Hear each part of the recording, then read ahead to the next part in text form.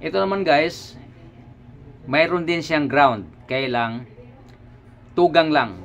Kaya dalawa lang nakikita nyo na magkatabi. Kanina tatlo, mayroon din sa gitna. Pero ito ay may ground pa rin. Gawa ng tatlong butas na nakikita natin. Iba din ang pagja-jumper dito na gagawin doon sa walang ground. Ipapakita ko rin sa inyo guys. Unahin na lang natin to. Iharap ko na sa inyo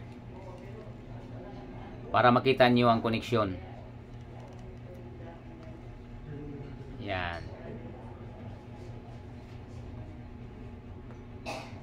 Apat na butas yan guys. Huwag kayong mag-tap dito. Mayroon naman nakasulat na plus out T, parang T. Yan ay ground yan. Dito sa, ayan T, oh, kung nakikita nyo, yan oh. Yan ay sign ng ground yan.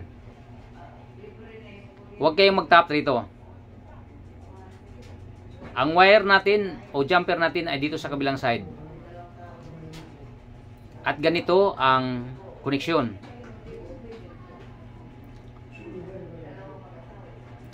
Dito sa dulo, lampasan natin ang isang butas. Dito natin nagkakabit. Pagkatawid. Yung butas na katabi nito ay ibang wire naman guys. Sasakrat natin dito. Patawid naman dito sa kabila. Yan. Ngayon guys, dahil tama-tama lang ang laki ng wire na sinusok-sok natin dito,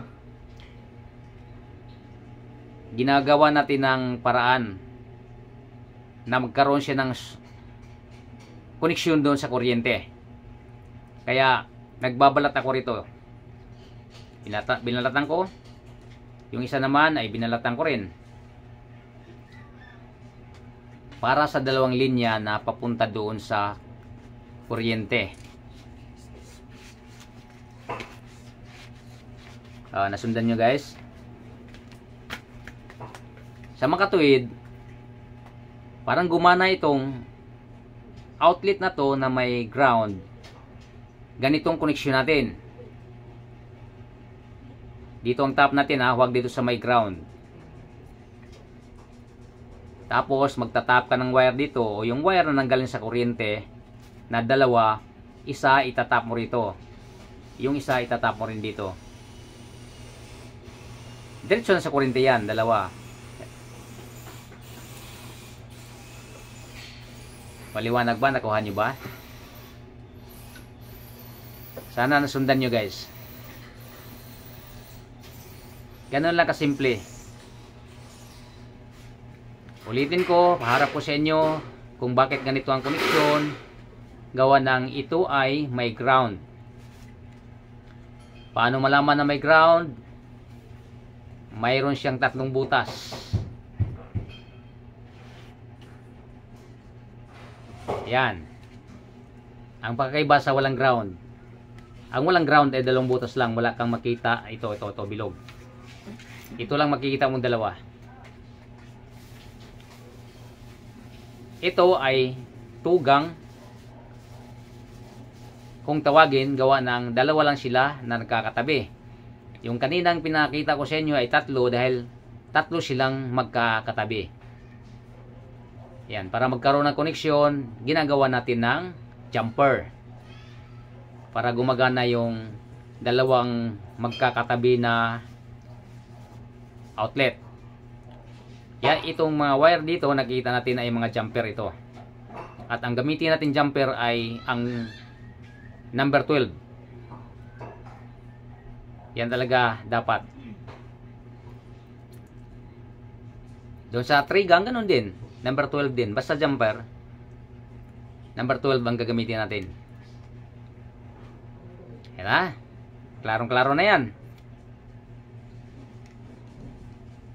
May ground kasi tatlong butas.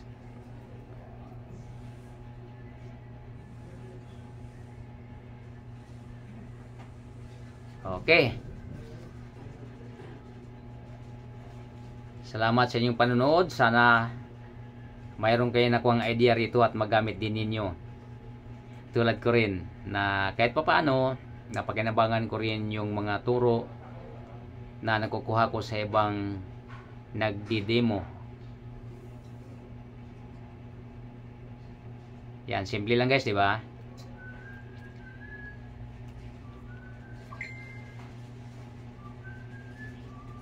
O, tingnan niyo uli ah.